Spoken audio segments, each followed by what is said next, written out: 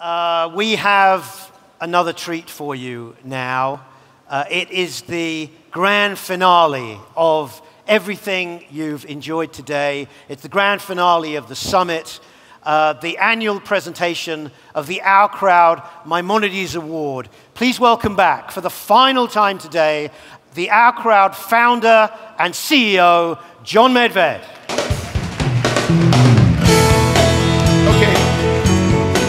It has been an incredible day, except that those who were with us last year when we inaugurated this award know that what's about to come is the highlight, because we are going to celebrate lifetime achievement of two extraordinary men, two great scientists, two great mensches, two people who represent really, in our opinion, as good as it gets, the best.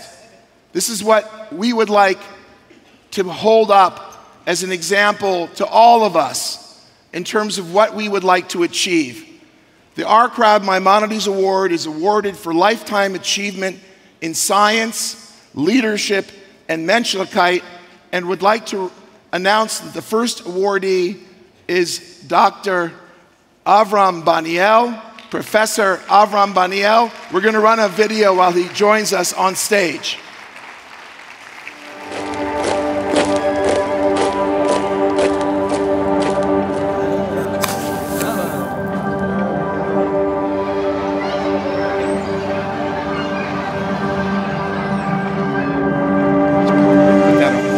Two things inspired my father. The unhappy children in schools, unable to concentrate because they couldn't get their sugar. Understanding that providing sweetness in the right way, in the right quantities, is providing happiness. During the British Mandate, sugar was precious. I exercised way to have sweet that I had from the British Mandate.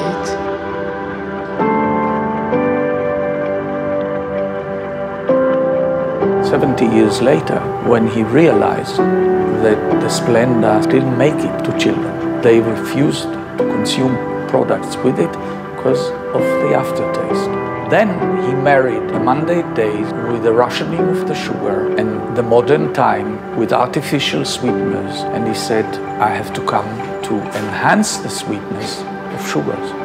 We founded the company when my father was 95. I was 68. The courage to do that came from our friends in Strauss that told us sugar and salt are the two biggest problems in food and beverage. If you can solve the one or the other, certainly if you can solve both, you're kings.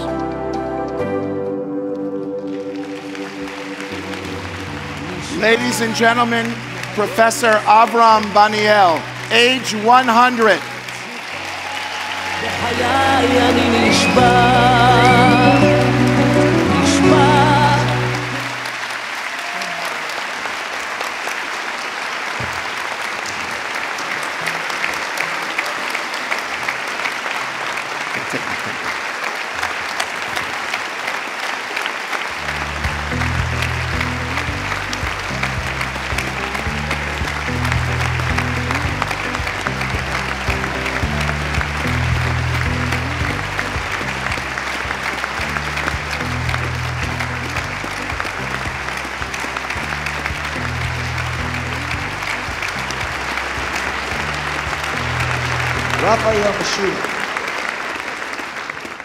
I asked my father to prepare some words, but he told me he's too moved to say it, so I will try and say some words from a son to a father. My father says, even today, I operate under the assumption that I am eternal until somebody proves me wrong.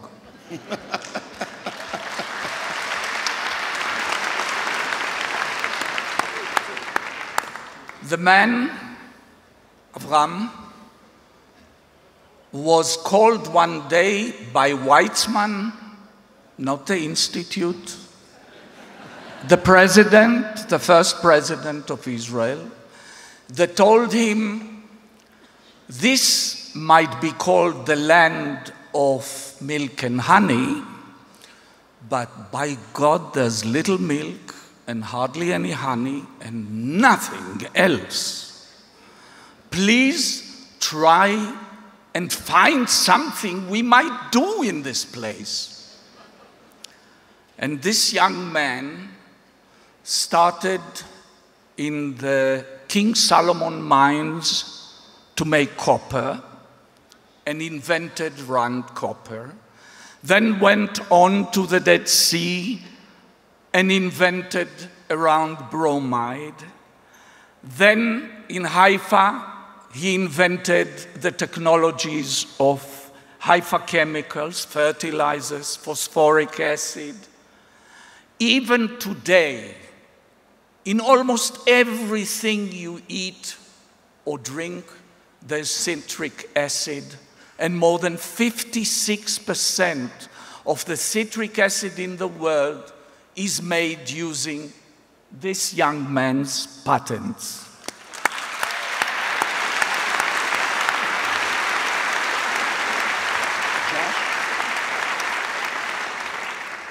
So, if I had to say, in our name, a team of DouxMatok, to you, my father, is just one word. Thank you for sharing with us the opportunity to make healthy, sweet choices. Thank you because through what you've done, you have made yourself eternal. Thank you all.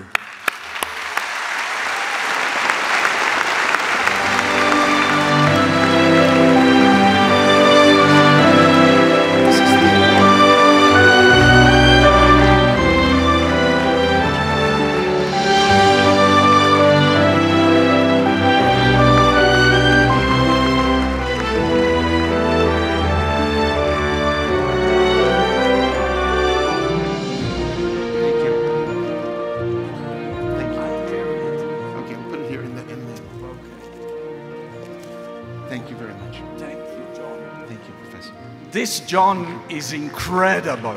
This guy is a show business by himself.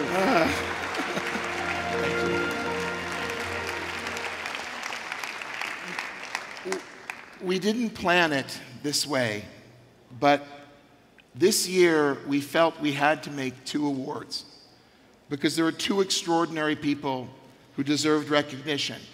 You met the first, now please meet the second. Professor Raphael Mechoulam, the synthesizer of THC and the world's most renowned researcher in cannabis from the Hebrew University. Rafi Mechoulam, please run the video. Thank you. Raphael Mechoulam is a chemist, and he became interested in marijuana in the 1960s. Morphine had been isolated from opium in the 19th century, early 19th century. Cocaine had been isolated from coca leaves mid-19th century, and here we were, mid-20th century, and yet the chemistry of cannabis was not known. So it looked like an interesting project. But not an easy one. You see, here, like everywhere else, marijuana was illegal. So how did you get the marijuana for your work? We got our material from the police. I just went to the police. I went over and took 5 kilos of hashish. And I didn't have a car at that time. I was in the bus carrying 5 kilos of hashish with people were just saying it's kind of a strange smell. We tested that in a few volunteers, including ourselves. It might seem like a simple experiment, but the results were revolutionary. They were the first to isolate THC and CBD decades ago. 2 ingredients in marijuana that might have powerful abilities to treat disease. In Israel today, marijuana is an accepted part of medical care for pain, for cancer patients, for sleep problems, epilepsy, digestive problems. They're even looking at Parkinson's and Tourette's. That's a pretty long list. Well, and the list is expanding. Ladies and gentlemen, Professor Raphael Mechoulam, this year's Maimonides Award winner. Professor Mechoulam, please, some words.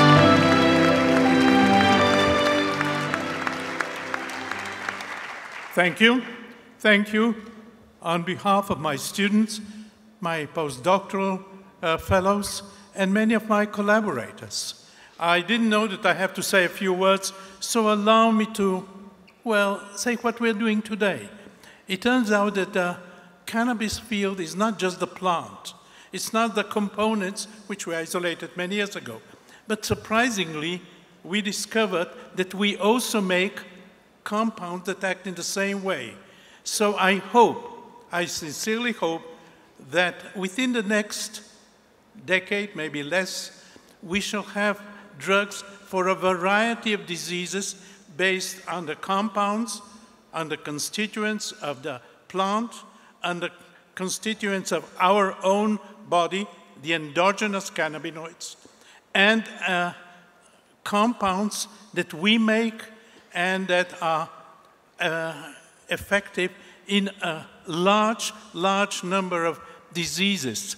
And we are working together with 3-4 companies developing these compounds in various fields. So I hope that some of them will be successful and there will be new drugs. Thank you very much.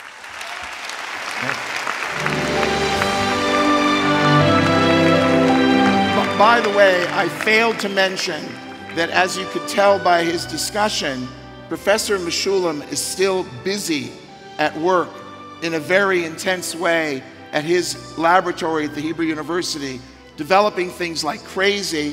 He's also 88 years young. You should know.